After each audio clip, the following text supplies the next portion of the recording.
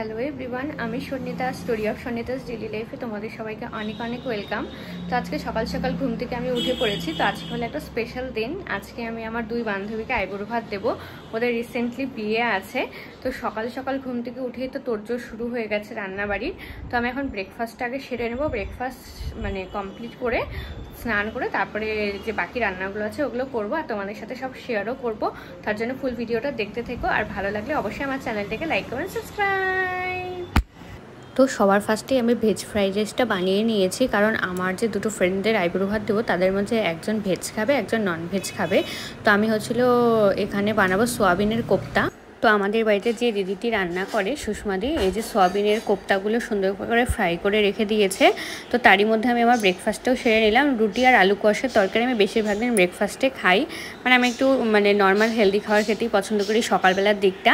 তারপরে এখানে চিলি পনির বানাবো, তাই এখানে পনিরগুলো ফ্রাই করে নিচ্ছে। আর দেখো আমি কিন্তু খেতে খেতে সুষমাদির মশলা কষানো হয়ে গেছে, মানে সোয়াবিনের কোপ্তার। আর কিছুক্ষণের মধ্যে এটাও রেডি হয়ে যাবে। আর দেখো কি কি রান্না করেছি তোমাদের সাথে শেয়ার করি। ভেজ ফ্রাইড রাইস, কোপ্তা, ডাল, এখানে এটা ছোলার ডাল করেছে, এটা মাসি করেছে, যেহেতু মাসি ছোলার ডালটা ভালো করে। তারপরে যে পটল আলুর তরকারি করা হয়েছে, আর চিলি পনির করা হয়েছে। আর যে ননভেজ খাবে তার জন্য মাটন করা হয়েছে, মাটন।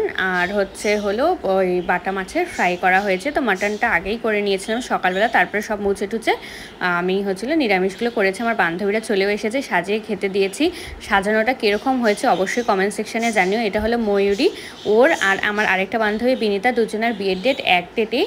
তো আমি একজনের বিয়েতে যাব, একজনের রিসেপশানে যাব। আর আমার সাজানো দেখে তো ওরা খুবই খুশি হয়েছে।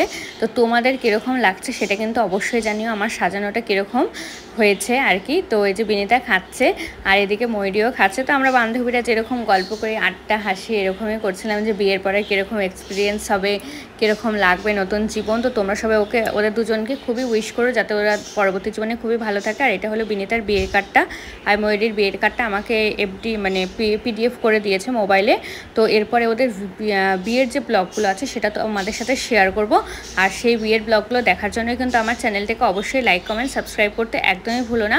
তোমরা সবাই অনেকে ভিডিও দেখো কিন্তু আমার চ্যানেলটাকে সাবস্ক্রাইব করতে একদমই ভুলে যাও। তো প্লিজ সাবস্ক্রাইব করে দিও। Tata, bye bye.